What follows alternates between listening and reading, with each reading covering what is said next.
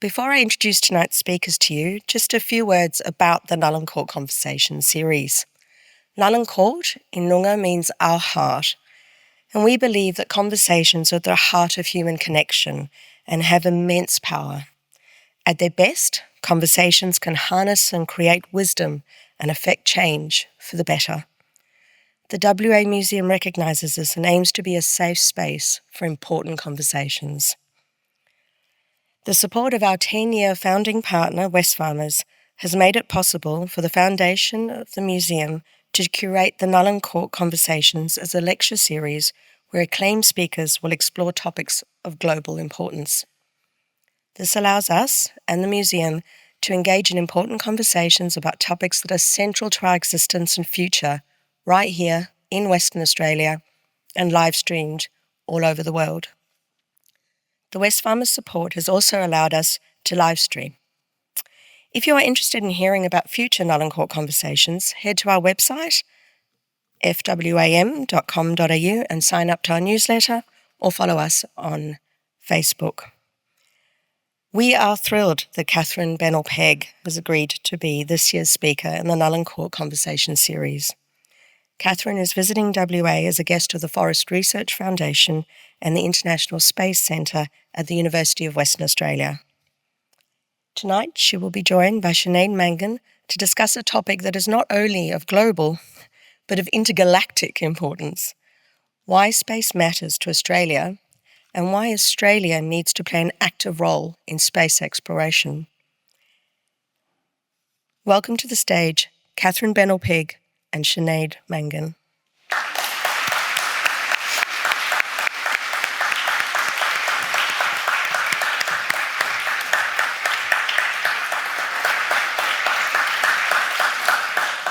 Before I introduce our two speakers and hand over to them, please note that their conversation will be followed by a Q&A session, which you can participate in.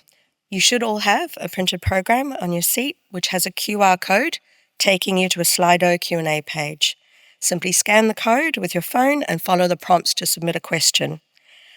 But please, can we ensure all our phones are on silent? Now to our speakers. Leading the conversation tonight is journalist Sinéad Mangan. Sinéad has been telling stories from Australia for the past 25 years. She is a resources business journalist by trade and loves the challenges of reporting from some of the most remote parts of Australia. She's presented the ABC's regional programs Dust and Dollars, Resources Beat, and most recently Australia-wide.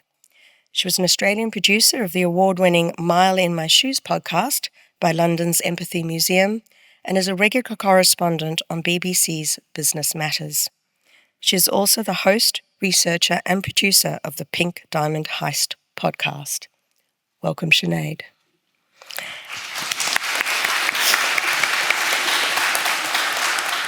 And now to our speaker, and I love this bit. Katherine Bennell-Pegg has got a Lego figure that looks just like her. These are life goals, people. People have knitted dolls that look like her. Apart from claiming her spot in pop culture, she holds 4 degrees in science with a physics major, science and aeronautical engineering.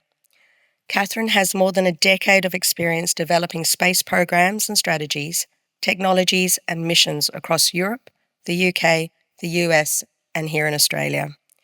These include the Orion vehicle that is taking humans back to the moon, space station facilities, Earth observation missions, and robotic satellite capture technologies. I can barely say it, and you do it. She is currently the Australian Space Agency's Director of Space Technology. She has contributed to growing Australia's space capability as a technical lead on scoping the nation's first moon rover mission, designing plans to capitalise on Australia's space strengths, and managing the Access to Space team. In 2023, Katherine took the giant leap to achieving her childhood dream of becoming an astronaut when she began training with the European Space Agency in Germany. She graduated in April this year and is qualified for missions to the International Space Station. This means she is the first person to qualify as an astronaut under the Australian flag. Katherine is passionate about using human spaceflight and space to unlock opportunities for researchers and industry, as well as to inspire our next generation. And now, over to you, Sinead, to lead our conversation. Thank you.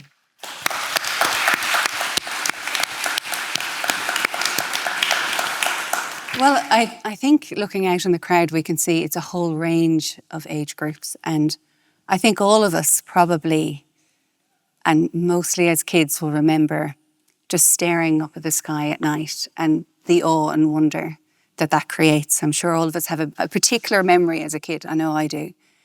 What's your memory of that? Like when you were a little girl staring up, and what would you think about?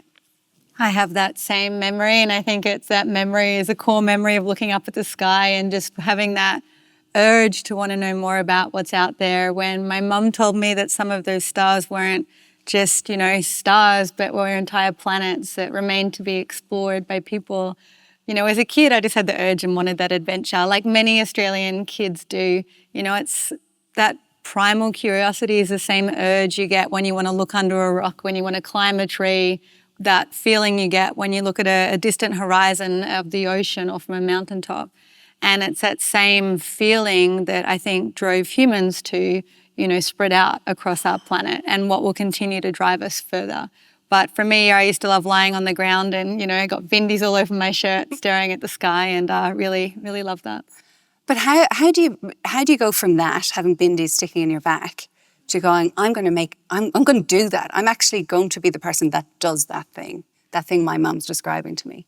Well, actually, 7 out of 10 Australian kids under 12 want to be astronauts, which is incredible. Wow. And 87% are fascinated by space. And I think that's truly wonderful, because having an astronaut dream is a powerful dream, and it's a positive dream, because to be an astronaut, you can actually have a background in any STEM field pretty much: science, technology, engineering, maths, being a pilot, being a medical doctor.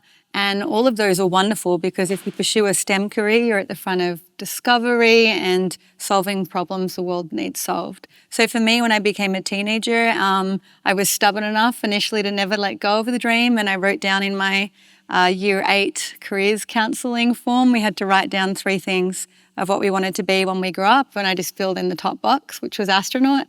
And instead of, patronise me, my school and my parents sent me off, and they said, okay, well, go figure out what that would really take then. And what I learned was all those things that, you can have a great career, and then becoming an astronaut is a cherry on the top of that. And in addition to having a STEM career, it's also sought after that you do lots of expeditionary activities, things like being in the military or exploring Antarctica or doing aid work overseas. You should have operational skills like learning to fly planes or scuba dive or be in the emergency services. And all of that just sounded great. So it spurred me on.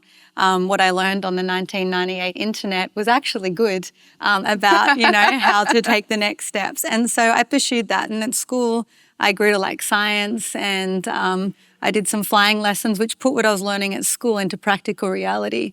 And that led me to really want to be an astronaut and work in space for the discoveries you can help make, concrete steps forward in human knowledge that can't be made without going to space. And that was the next step. So you said 7 out of 10 young Australians say they want to be an astronaut. Is that, I'm wondering, is that unusual? Is that because we have such big skies that we can look at? Or is that just atypical? Most countries, most kids would say, I want to be an astronaut. I don't know for sure, but I think it certainly has something to do with the beautiful clear sky we have in the Southern Hemisphere, including here in Perth. From Australia, we've got one of the best views of the sky in the world. We see so much of the Milky Way, including the galactic centre of the Milky Way. We can see in some times of the year the Andromeda Galaxy, which is similar to the Milky Way but further away. We can see, so many bright stars above us, and that gives you a sense of being small in the world around us, and that there's so much that we remain to learn and that remains to be discovered. So I think so. And it's also, I think, it's in Australians, in our spirit, that we like to be in places that are remote. We like to explore the world around us. We're surrounded by nature, even if we live in cities. the wilderness is not far away.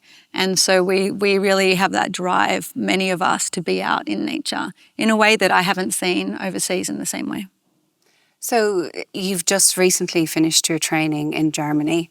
That must have been quite something. I'm sure a lot of us would like to know, what was that training like? Oh, the training to be an astronaut is absolutely incredible. So after I was selected to train representing Australia, which was an incredible honour, I trained with a class of 5 others. So 6 of us were in a class called the Hoppers.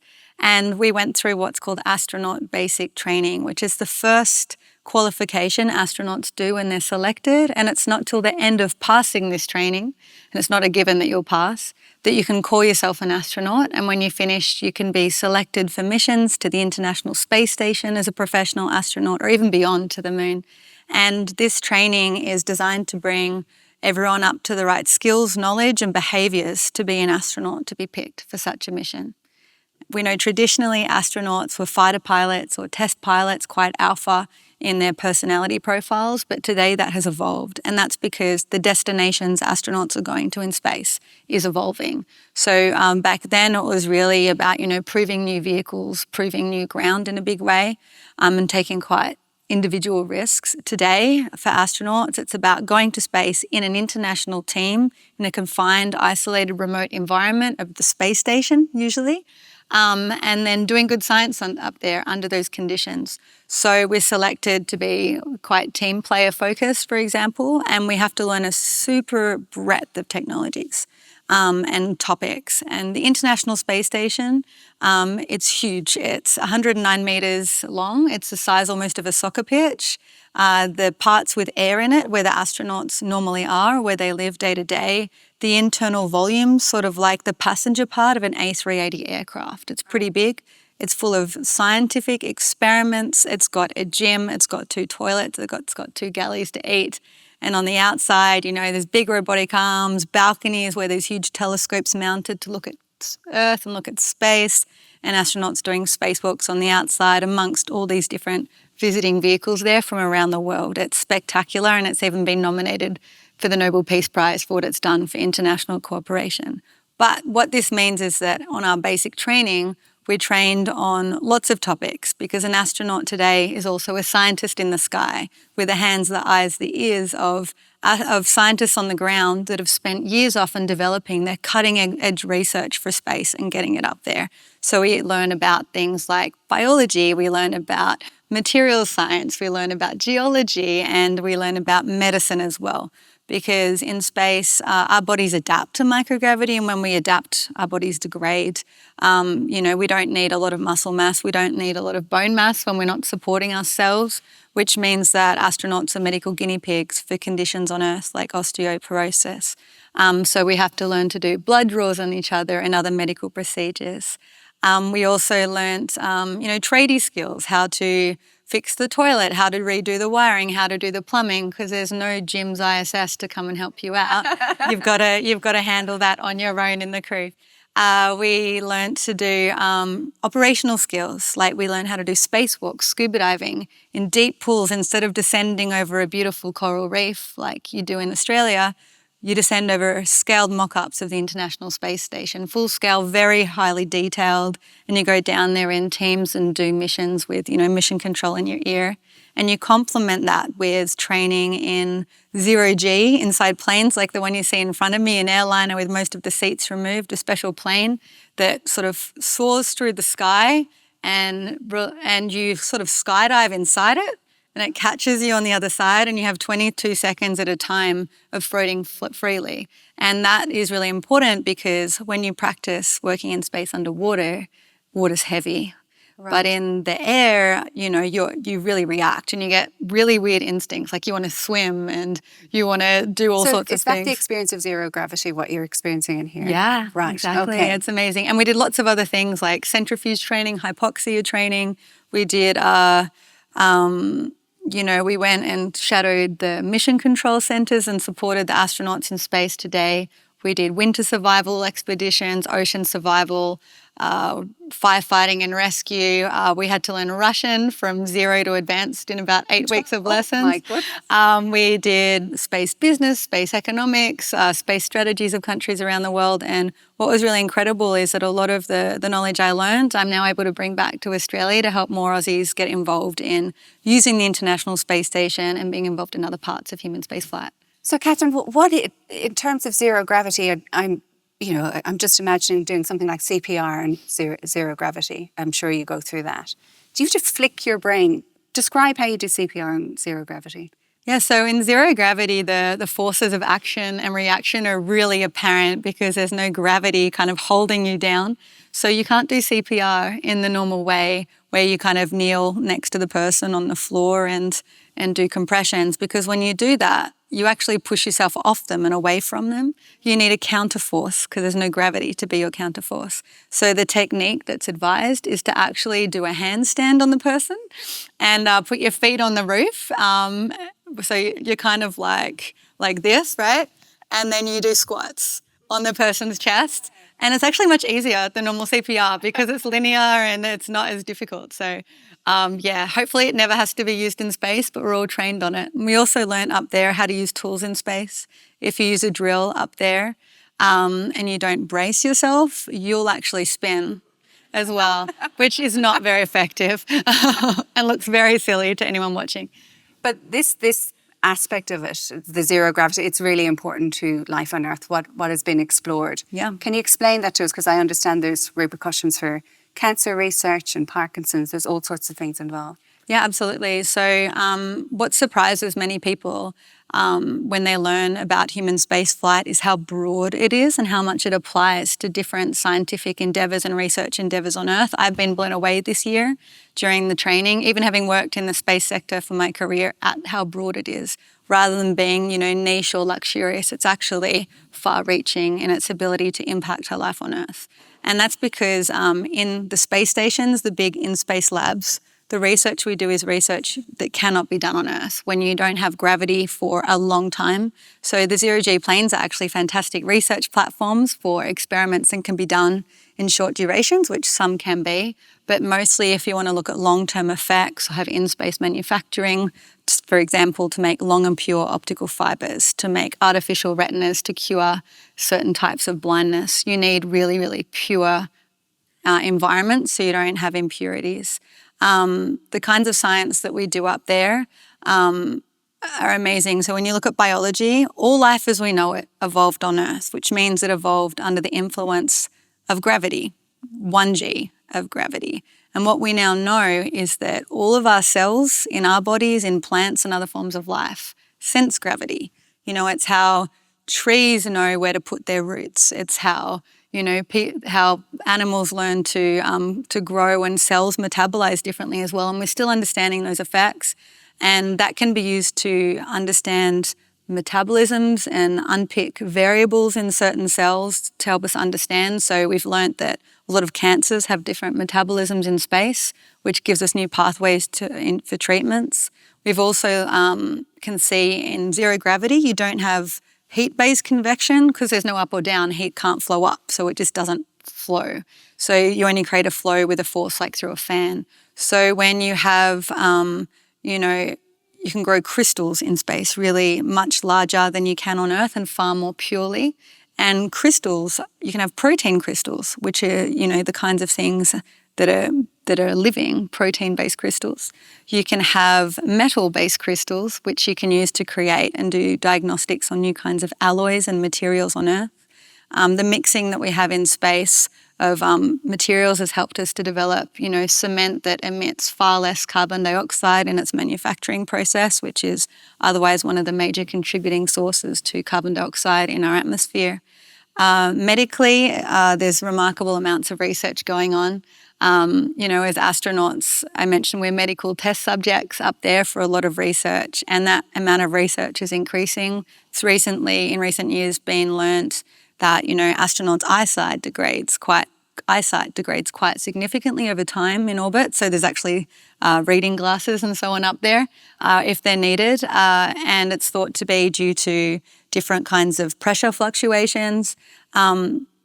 within your body, but some of the approaches to mitigate that might help us with glaucoma on Earth. And a lot of the research into health-based conditions can also be quite gendered. For example, osteoporosis, which is one of the major areas of research, is very gendered in how our body develops and responds to osteoporosis. And in space, you usually lose bone mass at 6 to 7 times the rate of a postmenopausal unmedicated woman. So you can be used as a test subject for the right mitigation methods or for the right kind of medications that can work. And the list goes on and on. It's really astounding. From the International Space Station, we can also see the Earth really clearly. Astronauts can be responsive if there's a disaster to stick a camera out the window, or to, do some great research for things like high altitude lightning and climate. And many astronauts come back as advocates for the environment and messages about, being one world on Earth as well. And yeah, it's amazing. Given the breadth of research that can happen in space, let's talk about Australia's role in that, because you're the first astronaut to train under the Australian flag. The Australian Space Agency is in its infancy, really. It started off in 2018. So it's a start, hey? But what role do you think Australia should play, and how are we going with that? Australia has got a long and proud history in space. It's incredible. Even right here in WA, there's a history going back 60 years of supporting activities and missions, for example, out to the moon from here. We've got, we received the first TV images back from the moon for the Apollo eras. We helped track a lot of the Apollo vehicles. We had doctors in communications stations supporting those astronauts. And we've always been present in the global space activities, but it's only in recent years that we've really had an expansion of the breadth of these activities and an acceleration. And a lot of this was brought about because the cost of putting things in space and the size of things, like electronics, gets smaller, so satellites get smaller, so that also makes it cheaper and easier to develop satellites and put them in space, meant that universities and startups now had space activities within their reach. And through bottom-up activities there was a call from the sector to have an Australian space agency to help coordinate and be a strategic driver of coordinated space activities in our country. And also our international partners wanted a front door to work with Australia. And at the start of the space agency, there was a lot of work done that I was involved in that was involved looking across our country and saying, what are we uniquely good at? What is Australia's unique value add in our brand and identity for space? And also, what do we need? Two sides of a coin. And for the first one, what we're uniquely good at, we found so many things. Some things from the space sector already, and some things spinning in from other industries in our country that can be really well applied to space. One example that's very strongly here in Western Australia is the capabilities we have in our mining and resources sector. For example, in Australia, you can have a control room of a few operators controlling huge mine sites with lots of autonomous systems, more than 1,000 kilometres away, operating safely, different kinds of assets working together.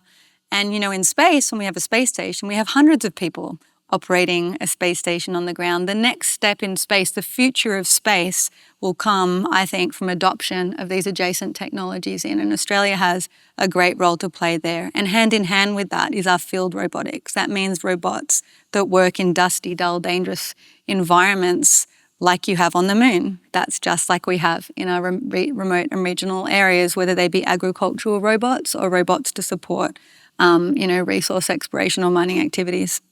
And so that spurred the development of what was called the Trailblazer rover mission, a rover that's going to go to the south pole of the moon this decade, actually, that will be Australian, contributing to understanding the moon's geology and to learn more about what it means for how the Earth began and therefore inputs into our climate models. But that's just one advantage. We have so many, in Australia. Because we have a vast land and a remote land with lots of remote communities, we're quite good at developing systems to help do healthcare from afar, things like Royal Flying Doctors. Even our Australian Antarctic Division, looking after our expeditioners in Antarctica, brings unique perspectives to the global ecosystem that we'll need when humans are going back to the moon. We have fantastic ability to handle and use data pictures from satellites looking at our country to understand how to manage our land, and to do that as a service globally, something everyone's interested in. Looking scientifically, we've got fantastic planetary geology, geologists here in Perth that, are helping us to understand our solar system and therefore our place in it. We've got wonderful astronomy. We've got SKA Low, which I'll be getting out at tomorrow, which is going to help unlock the secrets of the early universe. And, radio astronomy is also used to help track satellites in space to ensure sustainable use of space. So our big land, our industries on it, and our beautiful view of the sky that we have here are all advantages we can capitalise on. But in terms of the money, the sheer volumes of money that is required to back this in, do you think industry and government's on board enough? Yeah, I think today space is cheaper than it ever has been. And, I think that when $1 is spent in the space sector, it actually gets a return. The space sector is set to triple economically globally between now and 2035. It's a lucrative market for businesses to invest in when they're able to access that. And when money is invested in space, even for non-commercial activities like, fundamental science, it's not money that's put in a rocket and blasted off and, burnt up in the atmosphere or scattered in space. It's money that's spent here on jobs and growth and infrastructure and capability in the same way that we do for science or many other industries. So I think that, there's a lot of potential in Australia. Right now, our sector is working towards becoming more and more mature, starting to scale up. We're seeing some companies across our country turning profits, serving commercial international cases, and we have the opportunity to do more as well. So when I was on astronaut training, all the other space agencies and astronauts were delighted to see Australia now taking part with an astronaut, and excited for what that could mean for how we contribute even further to, exploration and human spaceflight endeavours into the future. So here in WA, we obviously have amazing dark skies. How do you see that as an opportunity? So much opportunity there. I mean, we're the envy of much of the world with our view of the sky, and it's not just that we've got a big part of it, it's dark and it's quiet.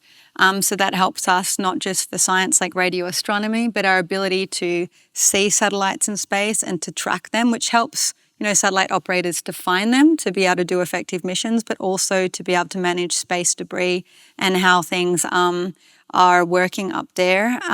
What's also fantastic is that we don't just have dark and clear skies, but we know how to use them really, really well. So there's also research in Perth that is world leading about putting lasers to communicate on instead of radio waves through our atmosphere to space, and to have that get a really great signal, far more clear than you can get anywhere else in the world. And we hold the world record for that stabilization of that signal. So having laser communication means that we can have high data rates from satellites to get more information about our world down, to help us in times of emergencies, to help us in times of bushfires, to help get, the signals out to where it's needed, to help us with volumes of scientific data we can get down, and even, to be able to use facilities like the space station more effectively to get, real-time data down quicker.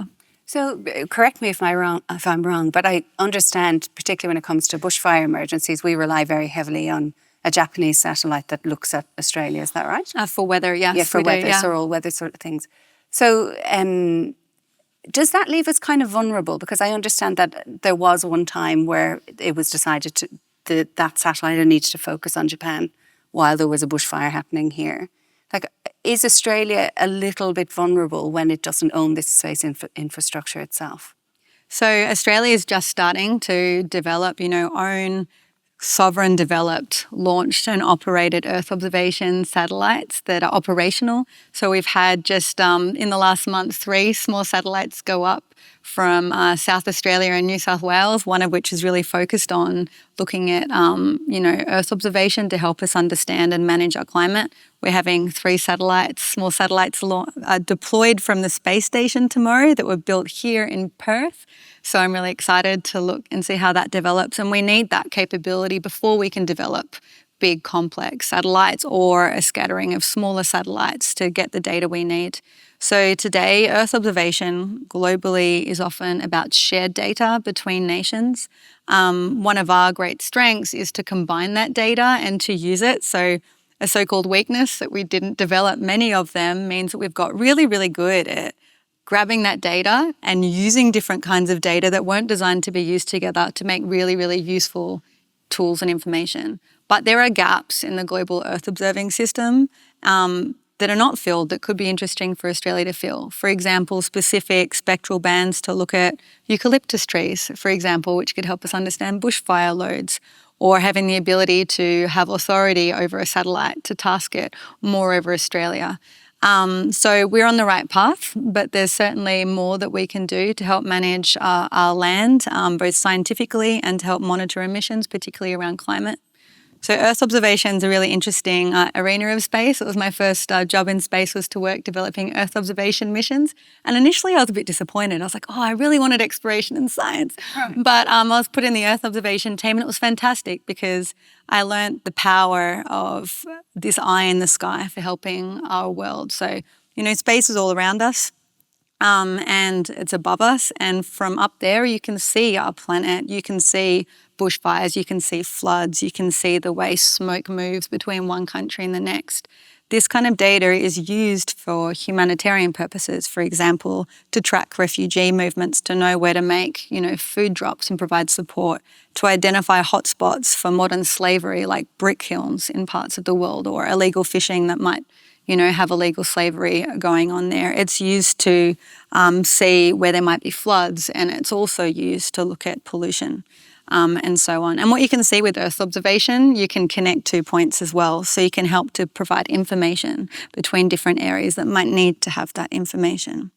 So in Western Australia, the police force have recently all been decked out with Starlink capabilities, and it used to be when the police would leave metropolitan areas that they were cut off from having that kind of reliable comms. They could have AM radios, but today, it's a much safer way to police and a more effective way to police through the use of space communications, and that's supported by Earth observation as well. That's incredible. Currently in the museum, they have the moon exhibit. I don't know whether you had a chance to have a look at that. I recommend it. Yeah. But in that, we see there's a living room set up, and it reimagines the first moonwalk. And the excitement, I think 530 million people watched that. And the excitement that generated at the time. Do you think it's possible to light that spark again amongst people globally for what's going on in space? Do you think you'll ever mirror that again? I think it's possible. It remains to be seen. What that species level discovery type activity does to unite people across the world is incredible, especially when you all feel ownership of that and you all feel pride that you are involved as a country, as, people on Earth. And I think that having that kind of feeling can do incredible things for our psyche as a human species, and feeling that unification and that sense of pride together. Examples like the International Space Station of international cooperation for decades have kept countries, having goodwill all through the working levels, about having partnerships even when times are strained, which is very important to continue to have productive conversations. I think space has this power to excite people and unite them around a common passion.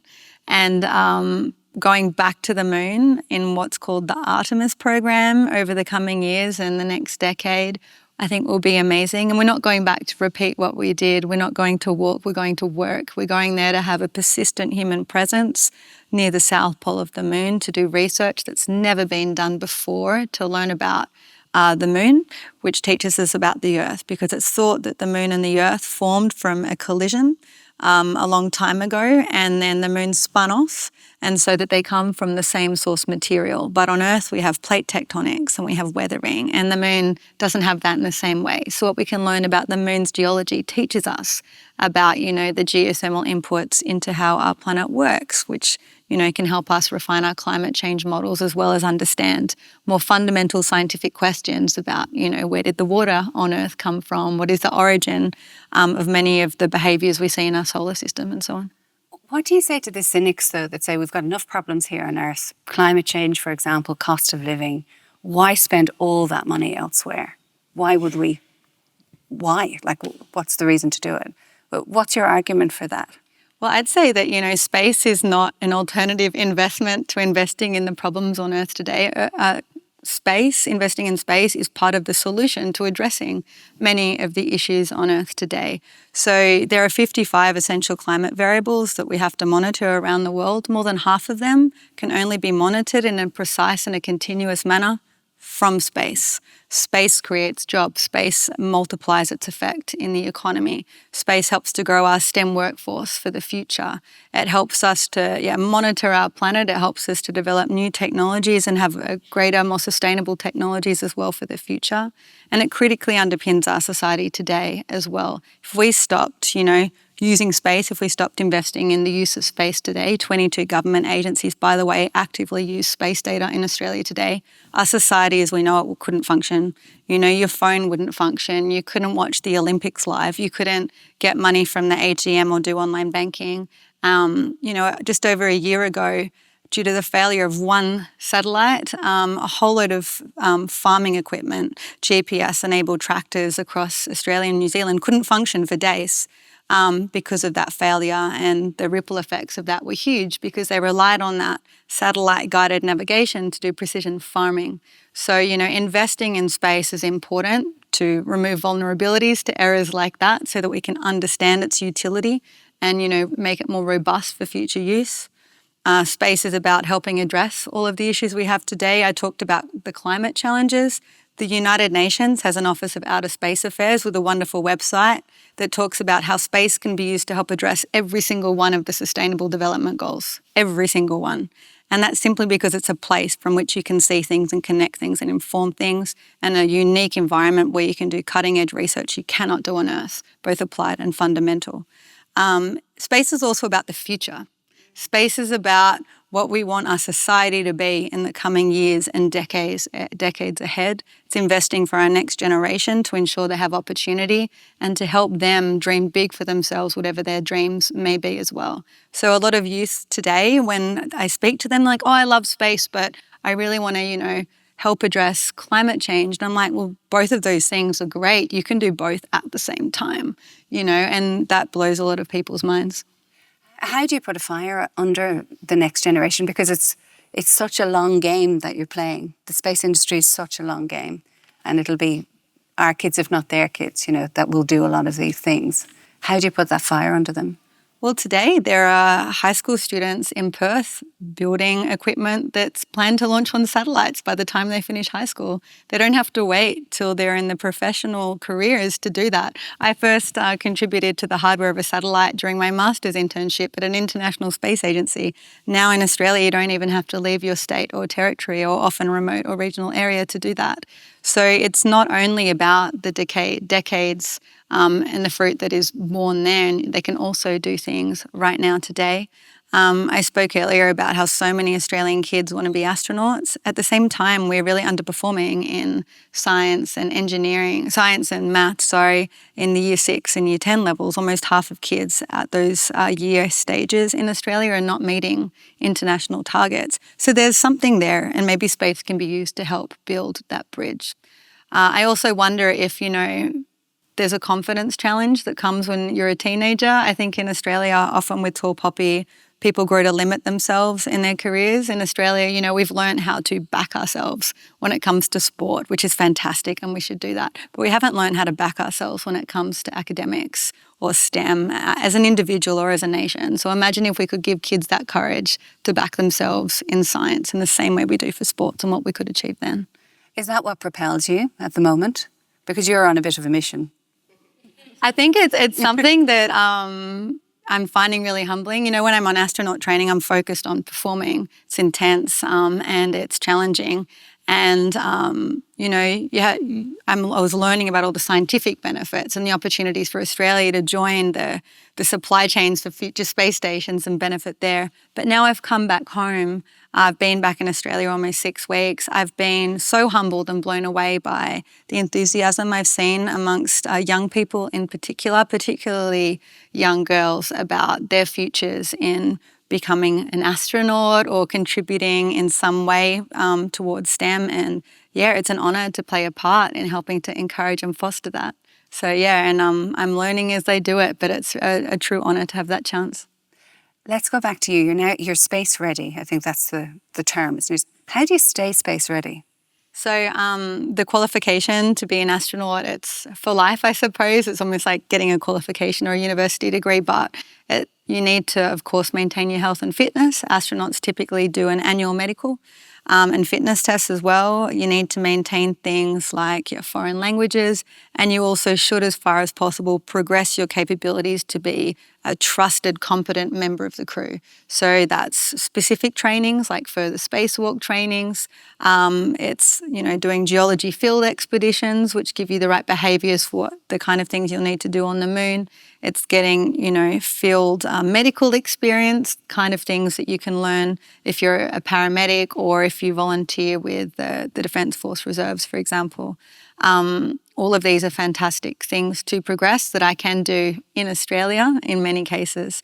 So way back when I was younger, I was a member of the Army Reserve, the State Emergency Services, and also now the Surf Lifesaving, and organisations like that give you fantastic basis for continuing with these operational characteristics. So talk me through the next steps for you. What happens? How do you get a seat on a mission?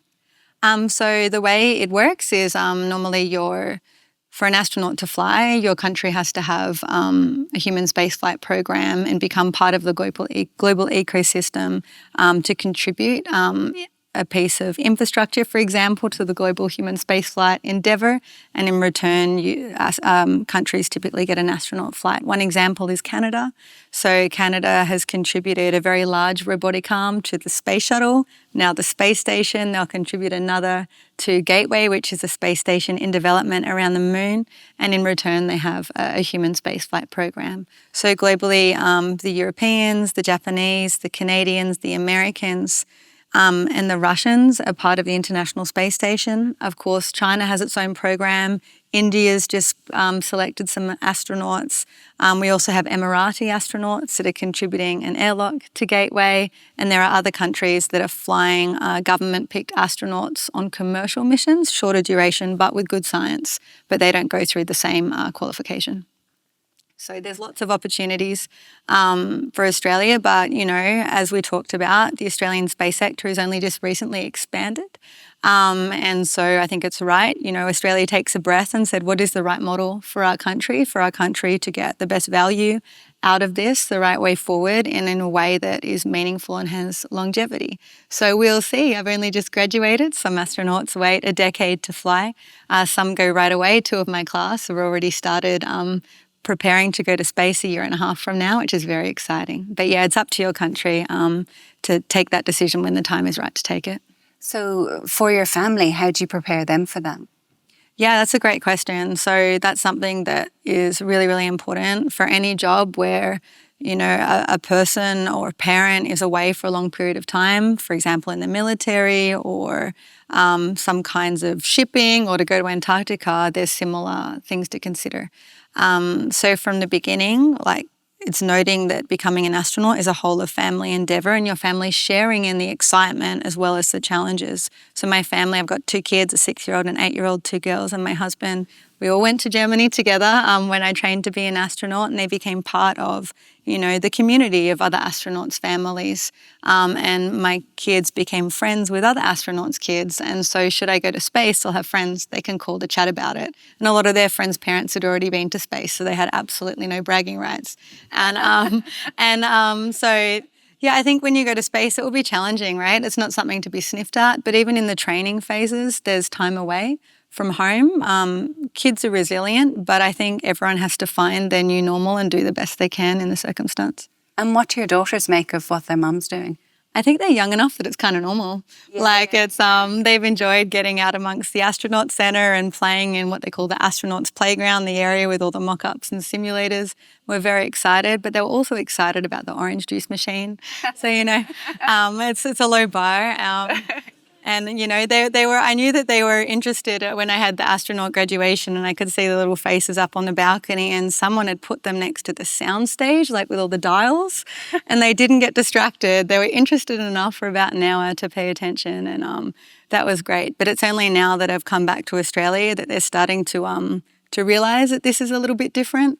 I was driving them to swimming lessons a week or two ago, and I came on the radio when I was like, it's me. And they were like, oh, put Frozen back on, And I was like, okay, they'll always keep me grounded. So that's great. Absolutely. And we were talking before we came on stage about the issue around women's spacesuits. We were talking kind of space fashion, as you will. But in 2019 or thereabouts, NASA wanted to do their first female spacewalk, but they discovered that they didn't have enough suits. Or I'd let you tell the story, but what happened there? Yeah, so spacesuits come in a series of fixed sizes, and for people of a shorter stature, which often can be women, the larger sizes aren't very effective. Spacesuits are pretty uncomfortable, even if they are a good fit for you. In training for spacewalks, you come out of, multiple hours in the water and have to put like an ice pack vest on to recover. But in space, in this particular occasion, it was planned to be an all-female spacewalk. A spacewalk is done in pairs, so 2 women, and they didn't have enough small sizes for the 2 women to do it at the time. It's not a small thing to bring a spacesuit to the space station. They're basically small spacecraft. So that was something that got a lot of international attention, as it should. And now there's been multiple all-female spacewalks, so it's been rectified and people are doing better. And the next generation of spacesuits actually is being made for more diverse body types, which is great because, there's so much expansion that may occur in the 2030s for people in space and what we can do up there. And that means we need more kinds of people in space that can do good work outside the spacecraft, whether that be around a space station or on the surface of the moon. And there'll be a lot more women as well. Historically, only about 13% of people that have been to space have been women. But today, if you look at the astronaut corps, there's many, many more women as a percentage than that. So we're going to see more women go to space. If you look at that issue alone, then that's a huge change that you've seen in your career. It is. So I was selected in a class with the European Space Agency astronauts, and there were 3 of us were women and 3 men by merit. It wasn't designed in that way. But the previous class, which ended up with 7, had 1 woman. So you can see just in that generation, there's already a big shift, and you can see that in the culture as well. And that's great because, it's not just that diverse teams are more highly performing teams and that everyone should have the chance to be an astronaut or dream to be an astronaut if they wish to. It's because, of that medical test subject angle that women on Earth benefit more if women are in space to progress medical research for women too. Mm. And I have to ask you about what's happening at the International Space Station right now, because it's made headlines and I'm sure everyone in the room's aware. So an 8-day mission has now become, I think, an 8-month mission. Do you know those astronauts? Would you have come across them? I've met them, but I don't know them well. We did spend some time in Houston. There's about 100 active astronauts in the world today. So what they went through was a foreseen potential outcome of being the crew of a test vehicle. As an astronaut, you're trained and selected to be able to deal with uncertainty, and you're trained on every kind of risk that we can imagine on a failure tree, and philosophically how to handle ones that surprise us, because space surprises us. This was something that was planned for. There's plenty of supplies on the space station, and they're 2 very experienced astronauts that are doing great science up there and contributing to the good work in space.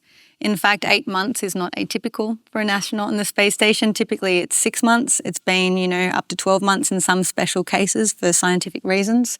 Sometimes it's as short as 2 weeks.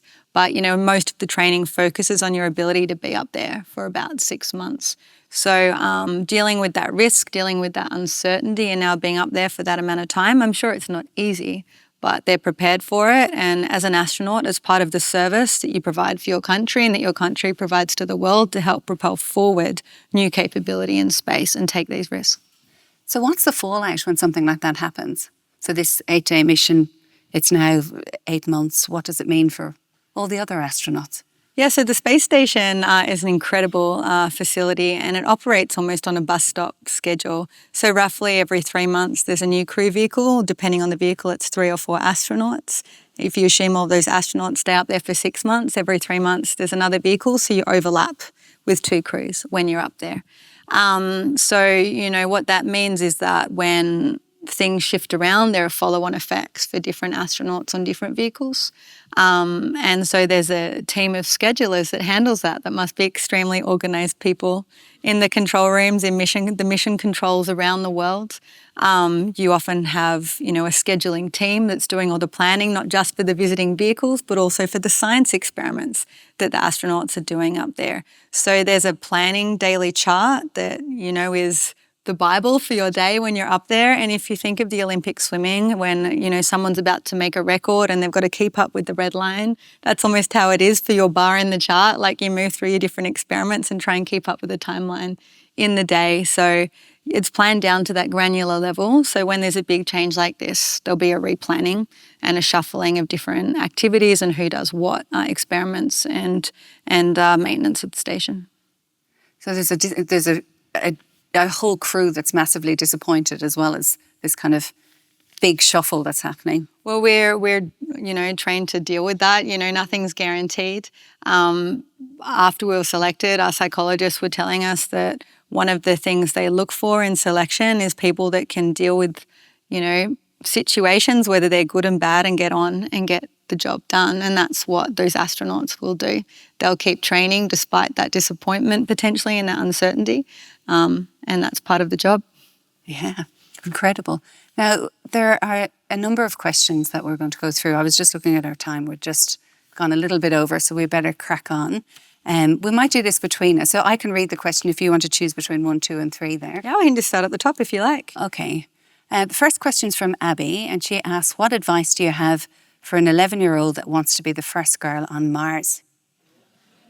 Great question. It's often said that the first person to walk on Mars is in a classroom somewhere in the world today, and that can be an Australian classroom if we want it to be. And so that could be you, that kid down there. How many kids have we got here? Can I have a show of hands?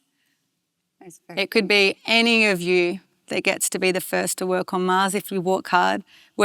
So what I say to all of you that want to be astronauts perhaps in the future is 2 things. Work hard at school. You don't have to be top of your class, but you have to put in the effort to do your best, because if you do, more opportunities happen for you, more doors open for you to do the things that you want to do in your life. And second of all, work on your character. To be an astronaut, you have to know how to work in teams in difficult environments, even people you might not always like, and still figure out ways to get along and work hard. So you can do that through things like team activities, team sports or drama, do things like camping, get out of your comfort zone. You can do all of that already and read widely. So I think that would be my practical advice to an 11-year-old. I would also, in today, look around at the opportunities to be involved in space and STEM activities. That's not something that was possible for me at that age, but I certainly would have benefited from. And that's something I would really encourage. If you want to be an astronaut, pursue whichever kind of technical job you think you might enjoy and try out different ones, because you might surprise yourself and like one you didn't expect as well. So yeah, dream big and go for it, because someone's got to be that person to walk on Mars, and who's to say it can't be you, Abby, or any of you in the audience. It's flicked on. Anonymous asks, what time do you set your watch to in space?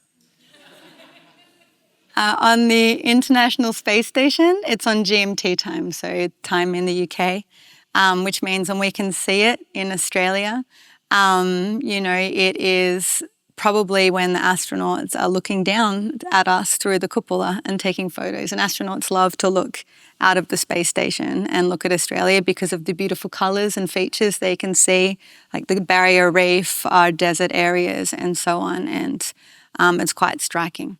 There's currently studies looking at what should we have the time be on the moon? It's another question, particularly the south pole of the moon, where it's, the lighting conditions are quite different. So that will be really interesting to see what's come up with there. In early space stations, people had different approaches. Astronauts sleep shifted around the clock. That didn't work really well. And like when you're living in something like a caravan together, people get quite disturbed. So yeah, it's an interesting thing to look at. Astronaut sleep is studied a lot in space. Things like how lighting affects it, what changes when you're in space is a really interesting area of study. And so the time choice affects that as well. Brett asks, I see you're involved with space debris in the early part of your career. Is this not the biggest risk and responsibility of the space industry, and are we doing enough? Yeah, great question. And one thing I found really encouraging is being back in Australia, I'm getting so many space debris questions, and that's fantastic because it means it's in our public consciousness and we're aware of that risk to our ability to utilise space for our society. And space debris is a problem. There's something called the Kessler syndrome, which means, that when you reach a critical mass of debris in an orbit or items in an orbit and they start to collide, there's a cascade effect, an exponential effect, which means there'll be a self-sustaining exponential growth of the amount of pieces. Pieces will get smaller and smaller that will just keep colliding and exploding and colliding and exploding, and eventually that orbit will become quite unusable. And that's not great. And that will happen even if we launch nothing more into space today in time. So we don't just need to do better in the future, we need to also deal with the problems of the extra stuff we have up there now. And the best ways to do that are to remove the big targets that can break into lots of small pieces, and also to be able to track what's up there reliably so that the active satellites can manoeuvre around it. So in Australia, at the Australian Space Agency, we represent Australia on international forums where the right approaches to dealing with space debris responsibly now and into the future are discussed. We also are, supporting our industry to track and monitor space debris. We've got a great view of the sky. We can support in understanding what's up there. We can also support our industry, the developing satellites, to get the technologies to serve these challenges, to be able to point themselves, to be able to move around appropriately in their orbits, to get out of the way at the end of their life. So it's a challenge ahead of us. It's an economic challenge. I don't think it's technically out of reach. But what I'm encouraged by, yes, is the public awareness, but also the international impetus to do something about this. In Australia, we've got some great space conferences coming up, sort of like the world-class space conferences. We've got something called IPRSAF here in November in Perth. We've got the International Astronautical Congress in Sydney next year, and this is where all of the space agencies from around the world will descend and be talking about topics like this, and the lead line for all of these is sustainable space, sustainable Earth. So it's a very important topic we're focusing on. Katherine, we have a question from Joe, who's 7, and Will, who's 9. And what they want to know is, when in your training were you the most scared, and why were you scared? It's a great question. I don't think I had any kind of pure fear. Certainly there were times when you had to step back and make sure you didn't overload yourself and you looked after yourself, not to work too hard one day that you'd be tired the next. We certainly did some uncomfortable things, like in our winter survival expedition, we had to, be immersed in, semi-frozen lakes and do rescue scenarios, whether you're the rescuer or the patient. It's very cold and uncomfortable. But I never felt true fear, so to say. I'm sure that every astronaut that eventually sits on a rocket feels a bit of fear, but you're so busy going through a task that you don't have much time to reflect, I'm told. But you do, have concerns for your family that may be watching, having a different experience. So, yeah, it's a great question. In space, most astronauts don't suffer from things like claustrophobia or fear of heights typically, but it's known that when you step out of the airlock to do a spacewalk, that if you look down straight away, you'll get vertigo and probably think you're going to fall, even though that's impossible to fall down because you're already falling around the Earth. That's what an orbit is. But there's just something in you biologically that gives you that response. So you're taught, don't look down till you've got a sense of how you can move around and knowing that you're safe, and then take a few minutes to enjoy that view before getting on with the job.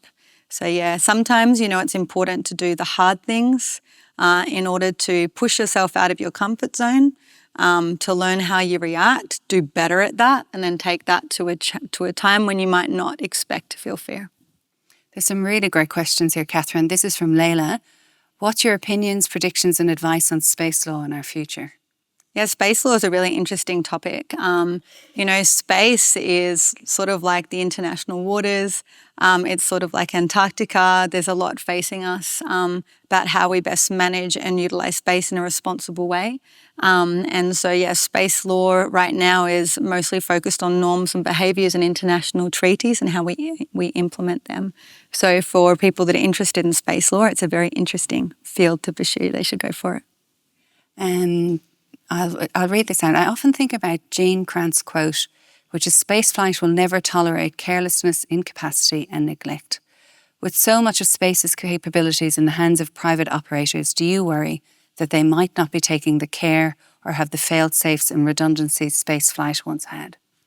So the emergence of private actors in space actually brings incredible benefits. The fact that SpaceX has more commercially viable rockets providing service to US government launches has saved the US taxpayer billions of dollars and also saved other countries that use their services a lot of money as well. And they're just one example of private space flight. That being said, of course, space, like any activity we have on Earth, needs to be done responsibly, needs to be done sustainably and according to the interests of the public that exist in those countries. So that's the role of regulators in countries to enact that. In Australia, we have the Australian Space Agency has the role of the regulatory function to ensure responsible utilisation of space, and they manage things like launch and returns from Australia. So yes, I think they have a place, as long as it's done responsibly and sustainably, and that what that means has to practically be adapted as technology adapts, but the core function, the core philosophy remains the same. So no, I'm not worried, because I know that everyone in space agencies around the world has an eye on making sure this happens in a responsible way. This is a totally different question. What's your favourite space film? And what do you think is the most scientifically accurate space film? Oh, good question. The space film that's my favorite has to be The Dish, without a doubt. There's some accuracy in it, but it's not perfectly accurate. But one reason that I love it is the year it came out was the same year I did my Year 10 work experience, and I did it at the Parkes Radio Telescope. And I annoyed all of the astronomers by wanting to go on The Dish all the time. And what it meant for me was it made space seem accessible. The characters in that film were real. The people I met on the ground were real. And there were normal people doing great things. And it made space not be about, geniuses and the elite, because quite frankly, it's not. It's just about people that are united around a common passion and a purpose to achieve great things. What's the most accurate? That's a really hard question. No space film is perfectly accurate at all. And I think a lot of that comes down to the fact it's just really hard to replicate space conditions on Earth, so they have to cut corners. But, what's great about space films, I think, is often they make us reflect either on our past or on the future of humans utilising and exploring space. And for me, make me reflect on, what is it that we want to take of humanity to the next frontiers that we might not have done so well when we explored the Earth. So, it can be interesting philosophically as well as interesting to point out the facts. And I've got a lot more ammunition to point out factual inaccuracies now after astronaut training. I'm just going to check one more question. All right. I was thinking we were running tight for time. If you were to tell all the 8 billion people on Earth one thing, what would it be and why? Wow. Whoa. That is quite the question, and I don't think I'll do the answer justice off the cuff. But, I think there's two things. One is that, the power of having big aspirations for yourself and your communities and what you contribute to your world is really powerful. And that people around the world should know that they're capable of doing so much more than they probably expect they can in their contribution. The other is what I'm told by so many astronauts when they come back from space, which is about when you go to space, you see the planet as one. Everything that we've ever known to be alive has come from our planet. Everyone that's alive right now is on our planet. You know, when you look back at the planet, it's like, oh, hi, 8 billion friends. Like, you just feel like an earthling, and you see that there's no borders. You see that our atmosphere is very, very, very thin, and it appears very, very fragile. And, you know, the world is connected. You know, smoke from one country blows over the next. And the world is alive, and we need to take care of it. Well, thanks, Katherine, for having a chat to us today. And I think we're going to, if everyone wants to give her a round of applause.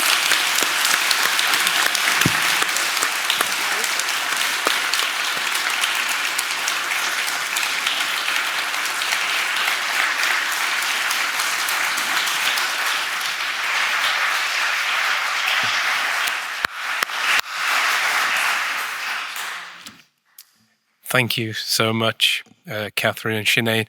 My name is Ngalang Koort. I'm the CEO of the WA Museum, and it's been a real pleasure to be able to host this this evening.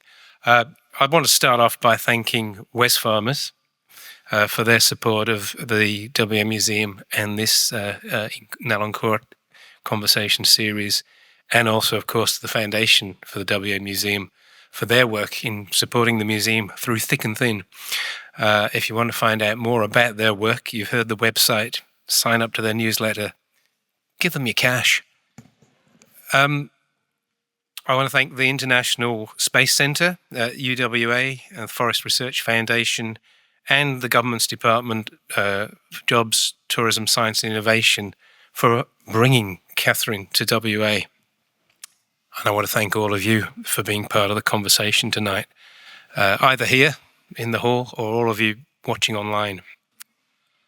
I had the pleasure of hearing Katherine speak last night, and I was absolutely overwhelmed by her performance. I said on LinkedIn, impressive, thoughtful, assured, articulate, and tonight even more so. If you think of the range of subjects that have been addressed tonight, all without notice, I have to say, and she's been able to expand on all of them. And I don't want to be sycophantic here, but as you can see, I've got a few years on me. I've worked in this, this kind of area quite a long time, and I meet a lot of very impressive people, from prime ministers, presidents, international broadcasters. None are more impressive than Katherine. She's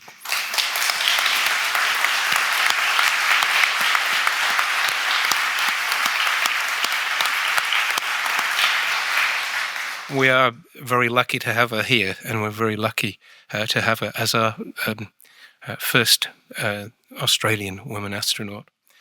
I loved some of the things you said, because one of the things people, and it was asked, is, why do we invest all this money? And the point you made, we back athletes, so why aren't we backing our STEM education to the same degree? Because I don't think we are.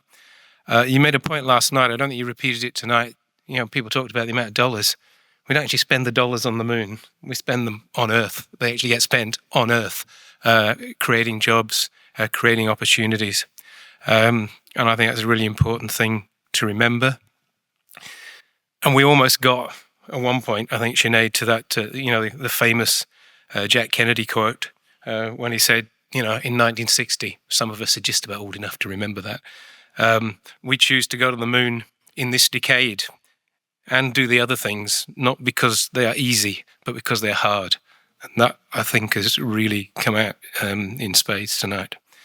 And I must admit, not only am I feeling sycophantic, but I'm feeling a little bit kind of inferior here. I was reflecting that if the Earth is an infinitesimal dot in the whole of the universe, my brain feels a bit like that next to Katherine's. But and we should remember, when she arrived last night, somebody said, the astronaut's here, which she is, but let's not forget she's also the Director of Space Technology for the Australian Space Agency. And not only has she committed herself to leading the charge into space, she's educating, informing, and above all, inspiring generations. what an incredible role model for women in STEM science. Absolutely extraordinary. She's also been extremely generous with her time while she's been here. In fact, I suspect she might be hoping to go to the International Space Station for a bit of peace and quiet. Okay. And of course, this conversation involved two people. And in order to get the best out of it, we needed someone as accomplished as Sinéad Mangan, who has done a wonderful job here this evening.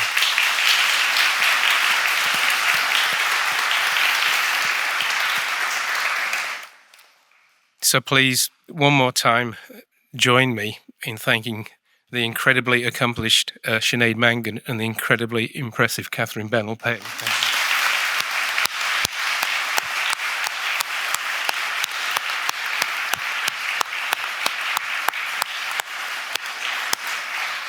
Thank you all for coming. Enjoy the rest of your evening, and remember, there's only one thing we ask of you, is go and tell everybody about the To the Moon exhibition, because it's only on till October the 7th, and you got to go. Thank you very much.